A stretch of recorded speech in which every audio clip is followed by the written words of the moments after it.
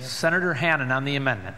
On the amendment, Mr. President, Senator Seward has eloquently put forward the reasons that we should not be imposing and raising the cost of health insurance throughout the state. I also like to address myself to the portion of the amendment that we have put forward so that rural and community hospitals would share in the monies that are otherwise restricted under the provisions of the main bill, and that we lower, in fact eliminate, the threshold for Medicaid patients as a part of the total discharges for a hospital, because under the current bill it requires that for the pool we amend that at least 40% or greater of the discharges be Medicaid patients. That limitation alone excludes hospitals that are serving major populations for Medicaid, such as SUNY Upstate or Crouse in Syracuse, Long Island Jewish Medical, Community Memorial. It goes on and on. The list is obvious. There's no reason to exclude them. And by virtue of amending the pool, we do amend. There are other pools, this myriad of pools that have been created. There are other pools that are also changed so that people can have the monies that are in this budget fairly distributed, so we can make sure that the rural hospitals are not put at risk. We can make sure that community hospitals are not put at risk.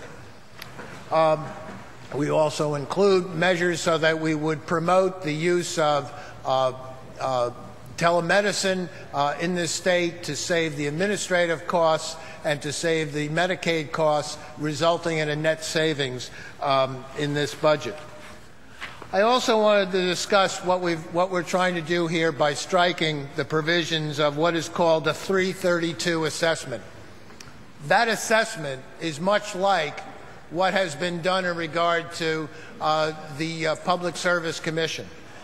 The 332 assessment was something that was originally to defray operating expenses of the Department of Insurance.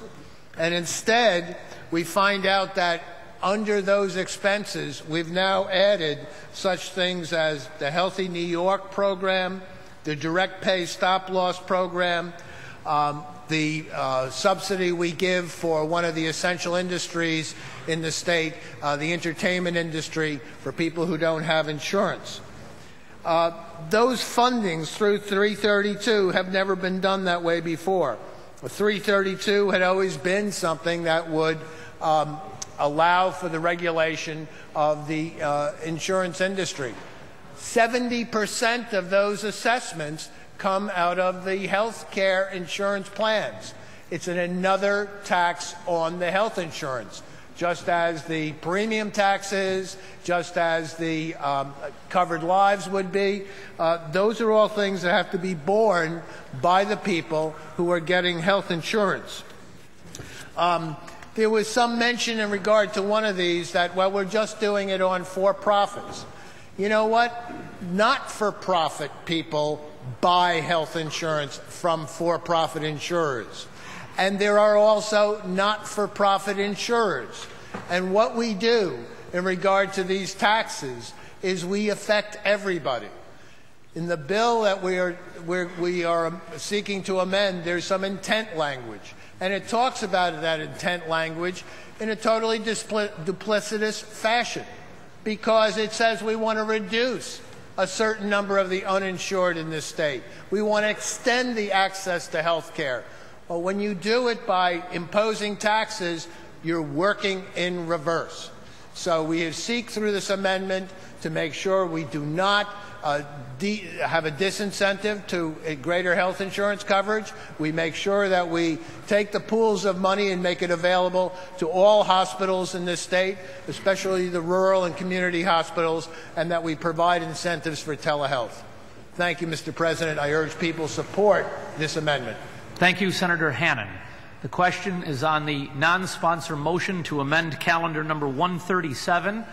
All in agreement, please signify by raising your hand.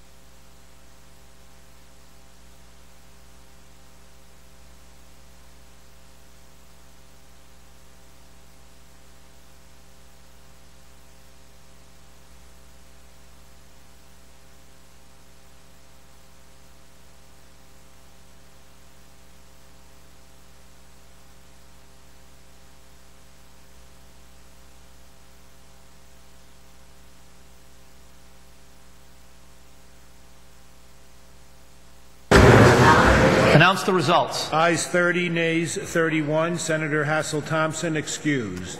Motion fails.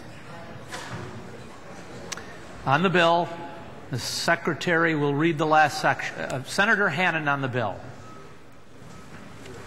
This legislation, Mr. President, is the language bill in regard... Excuse me, Senator Hannan. You may proceed. Mr. President, this is the language bill in regard to the health budget that has been presented for enactment for the 2009-2010 fiscal year. When the appropriation bill was up, we saw the health chairman lead us through what could charitably be called a confusing path of all of the new pools created under this amendment, under this bill. And those new pools were in lieu of what was supposedly an improvement on the current